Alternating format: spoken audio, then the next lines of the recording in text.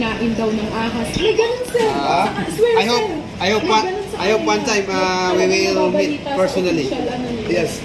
Ang mga gago, bili mo kakainin ng ahas, 10 billion na. Sa? Ganun, sir. Sa? May masabi lang yung ano. Yes, na. Send ko sa'yo mamaya eh.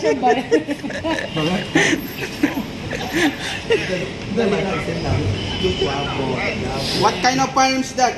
What kind of farms that? You will give your parents to me? Ayun po, kinakausap po natin yung kanyang ama. Oh. Yan. Ayan. Tinutulungan ni Sir yan para maayos to lahat. Ayan po.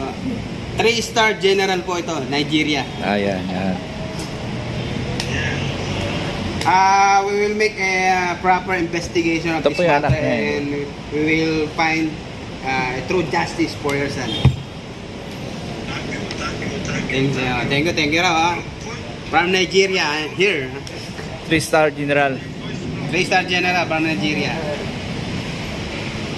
So, don't worry. Your God is in good hands. Thank you raw. How are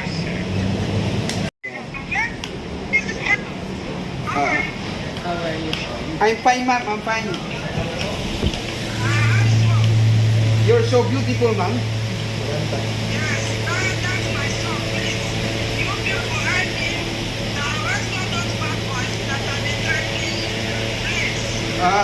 We will identify those men Nigerian who police. threaten your son.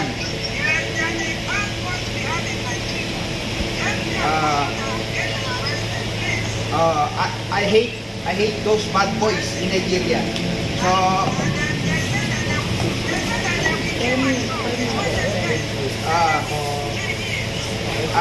we will do our best to make your son happy and safe.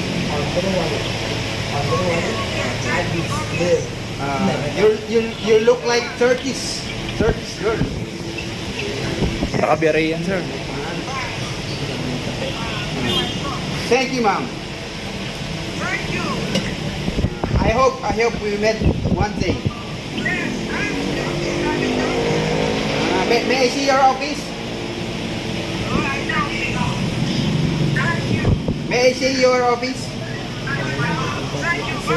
Bye. Thank you. Hindi niya siguro na.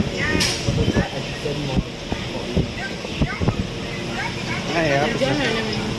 Ayan po yung nanay po niya. Konti po, police din sa iba Nigeria. Ayan po. Nigerian.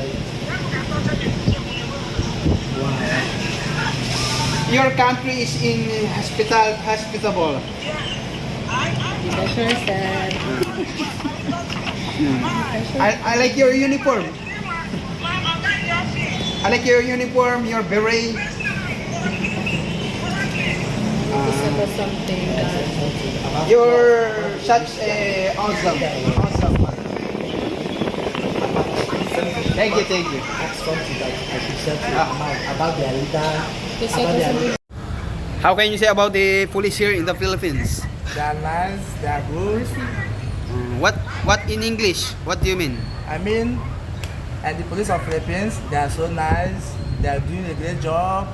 That is why I come to report some bad Nigerian people that used to kidnap someone. Bye, So they want to kidnap me. They asked me for money. I gave them 1.2. Hello, First. auntie. So they asked me for another money.